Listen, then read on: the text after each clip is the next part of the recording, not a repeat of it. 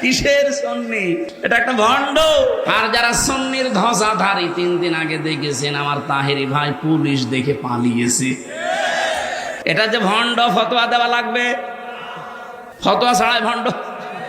কারণ ইসলামের রাম আর বামরা জালেমরা মিলে যত ক্ষতি না করেছে এই দেশে, এই মাজার পূজারী যারা সুন্নির নাম নিয়ে বাংলাদেশে ইসলামের ক্ষতি তার চাইতে বেশি করেছে। এই পাগলটাকে একটু থামান, এই পাগলটাকে একটু থামান। আজকে ফেসবুকে লিখছিলাম তার জায়গায় কোথায় হওয়া দরকার। একজনে লেখছে বুড়িগঙ্গা নদীর মাঝখানে, আরেকজন লেখছে পাবনার পাগলা গারদে, আরেকজন লেখছে হেমায়তপুরে, আরেকজন লেখছে এটারে নিশ্চিত 24 ঘন্টার ভিতরে জেলে নেওয়ার দরকার। আমি দেখি যে সে এমন অন্যায় করছে, এর জেল ছাড়া কোনো উপায় নাই। তবে ইদানিং আমির আমাদের মন আরো বেশি খারাপ হওয়ার দরকার আছে, কারণ রাশমিকা মান্দানের বিয়ে হয়ে গেছে গা।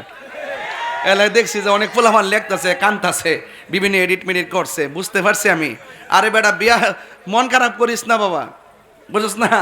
এবার আল্লাহর হস্তে একটু তোবা টোবা কইরা মুসলমান হয়, কথা কন ঠিক না বেটি? আর আমার ব্যাপারে আপনারা চিন্তা করেন না, আমি যেহেতু হক কথা বলি, যত মামলা করুক আমার সামনে আসলে আমাকে জবাব দিয়ে আমাকে ধরতে হবে।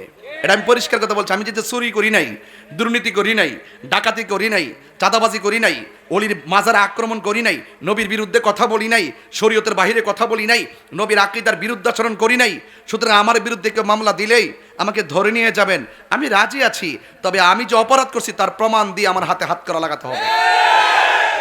এবার বাংলাদেশে যেখানেই হোক সেখান থেকে ইনশাআল্লাহ এগুলো আমি ডোন্ট কেয়ার, আমি এগুলা কোনো পরোয়া করি না। কারণ কেন? সত্যের জয় সুনিশ্চিত, কথা বলেন ঠিক কিনা? বিগত 5ই আগস্ট থেকে শুরু করে এই আগস্ট আবার পার হয়েছে, অনেকে লেজ গোটাইয়ে ফেলছে, অনেকে চিভার ভিতরে ঢুকে গেছে গা। আমার এখন আপাতত কয়েকদিন চুপ থাকেন। আমি কেন কার কথা রে, বাটফাট্টির কথা চুপ থাকতাম? এগুলো তো ইসলামরে ব্যবহার করে, ইসলামের জন্য রাজনীতি করে না। এই জন্য সুন্নি যারা আছেন আপনাদের জন্য আফসোস লাগে আমার, কি জানেননি? মাহফিল আসলে যেই লোকটি আইছেন, যদি এই লোকটি যদি একটা প্রতিবাদ মিছিলে মাধবপুরটা দাঁড়াইতেন, মাধবপুরের WXYZ এর যত গোষ্ঠী আছে আমরা তাফালিংয়ের ঠেলা ঘরের কোনায় ঢুকে যেত, কথা বলেন ঠিক না বেঠিক? পরিষ্কার ভাষায় মাধবপুর মাহফিল ছেড়ে দিছি অনেক কারণে ছেড়ে দিছি। কারণ আপনারা আন্দোলনমুখী না, আপনারা যে দিকটা পারেন এই দিকটা ঘুরেন, আপনারা মদিনাওয়ালার দিকে একটু ঢুকেন। আল্লাহর রাস্তা আপনি আপনার পীরের কাছে মুরিদ 100 বার থাকেন, কিন্তু আপনি যখন দেখবেন রাসূলুল্লাহর বিরুদ্ধে কথা বলছে, এখানে কি পীরের হুকুম নেওয়ার দরকার আছে? আরে হুকুম নেওয়ার দরকার আছে। এই তন্ত্র মন্ত্র সব ছাড়তে হবে। সাইরা যদি সব এক হইতে পারেন, বহুত কষ্ট করে সুন্নি জামাটা এক করা হয়েছে, আকাবাররা বহুত কষ্ট করে 3টা গ্রুপ কিন্তু এক হইছে।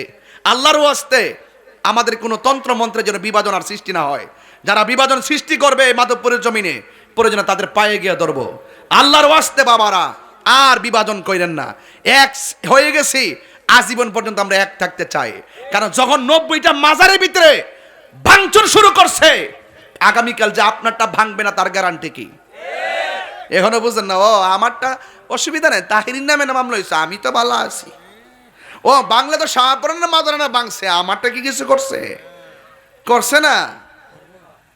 এই মুনাফিকে ছাড় দিতে হবে, সকলকে এক হইতেইব। এই মাসটা ফাতে আজদমের মাস, এটা আল্লাহর ওলির গৌসুল আজম আব্দুল কাদের জিলানীর উফাত মুবারকের মাস। ইনি কি সাধারণ ওয়ালি না মাদারজাত ওলি? আমি মনে হয় আপনাদেরকে কষ্ট দিতেছি না? আমার কথা খারাপই লাগবে, কারণ আমি আবার লেজ গোটাই ওয়াজ করতে পারি না। ওই কিউন বেটা কিতা কইব, ওই যে গত 1 বছর ধরে যা কইতাছি, দেখ রে যা শুরু করছ এমন সময় আইব ফালাইবার কিন্তু সময় হইতে না। কারণ কেউ যখন ইলিগেল করবে, কেউ যখন কোরআনের বিরুদ্ধে কথা বলবে, কেউ যখন ওলি আল্লাহর বিরুদ্ধে কথা বলবে, আর স্বার্থসিদ্ধি হাসিল করার জন্য যখন কেউ সামনে আগাইবে, তার ভিতরে যখন লুপ থাকবো আর ওলি আল্লাহর বিরুদ্ধে অবস্থান নিব, এটার প্রোটেকশন আমার দিতে হবে না, এটার বিরুদ্ধে আমার কথা বলতে হবে না। স্বয়ং আল্লাহ বলছে, মান আদালি ওলিয়ান ফাকাদ আযানতু বিল হারবে, যারা ওলি আল্লাহর বিরুদ্ধে যাবে আসমানি গজব তাদের উপরে নেমে আসবে। এখনো কয়ে দিলাম, সুজা হইয়া আহলুস সুন্নাত ওয়াল জামাতের দিকে চলে আসেন। এবার আমরা সুন্নি যারা আছি একটু ধৈর্য ধরেন। আমরা সুন্নিরা কেন্দ্রীয়ভাবে যেই দিকে দিক নির্দেশনা দিবে আমরা সেই দিকে যাব, যেই দলের সঙ্গে বলবে আমরা জোট করবো আমরা ওই দিকে যাবো। এখনো যাওয়ার সময় হয়েছে না, ফাল্লা হাঙ্গা বই যাইস না। 10,000 টাকা দিলে আর একটা বান্ডেল দিয়া দিল, 10,000 টাকা দিয়ে বান্ডেলটা দালাইল, গিয়া বিয়া বয়ে যায় না। আমি কি বুঝাতে পারছি? মুরব্বী মাইন নেন, আপনার মুর্শিদ কি কয় এগুলো একটু খেয়াল করবেন, গুরু কি কয় খেয়াল করবেন। আমরা সব পীর মাশায়েখ উলামা একরাম এখন ঐক্যবদ্ধ, কোনো ভেদাভেদ নাই। 12,000 দরবারকে ঐক্যবদ্ধ করার মিশন নিয়ে কাজ করতেছি। 200-র উপরে দরবার অলরেডি সিলেক্ট করে ফেলছি, ইনশাল্লাহ একের পর এক করব। কিন্তু আমরা যেই দিকটা যাবো, আমরা সুন্নিরা কি কেউ কিছু পাইছি? আমরা খবর লইছি নি? এই যে মাজারটি ভাঙছে, একটা মামলা করছে, 2টা আসামি ধরছে, এইগুলোকে তদন্ত করা দরকার আছে। এগুলোতে ভিডিও ফুটেজ আছে, কিসের দরকার? যেখানে ভিডিও ফুটেজ আছে তদন্তের নামে 1 বছর পার হইলো কেন? এদের বিচার হলো না কেন? বুঝতে হবে এমন একটা কাল শক্তি, এমন একটা অন্ধকার এই দেশের তরিকত তাসাউফ পন্থীদের উপর নেমে আসতেছে। এই হাতটা বড় শক্তিশালী, এরা অনলাইনেও শক্তিশালী, টাকা পয়সা শক্তিশালী। এরা টাকা পয়সা শক্তিশালী হতে পারে, টাকা পয়সা শক্তিশালী হতে পারে, টাকাই শক্তিশালী হতে পারে, আইন আদালত দিয়ে শক্তিশালী হতে পারে, কিন্তু এদেরকে বুঝাই দিতে হবে আমরা ঈমানের দিক দিয়ে শক্তিশালী। কথা বলেন ঠিক কিনা?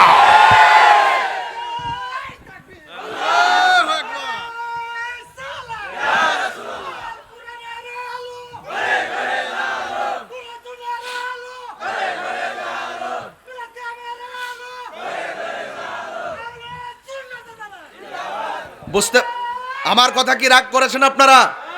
আমাদের ইমানি শক্তি আছে, বাড়িঘর লাগবে না। যে ছেলে দিনে আইনা দিনে খায় রিক্সাওয়ালা, তার টুকা দিয়ে দেখবেন সে নবীরে কেমন ভালোবাসে। সে বলবে আমি আমার জীবনের চাইতে নবীকে বেশি ভালোবাসি। কেন ভালোবাসো? কারণ নবীজি আমার কবরের সাথী হবে। কেন ভালোবাসো?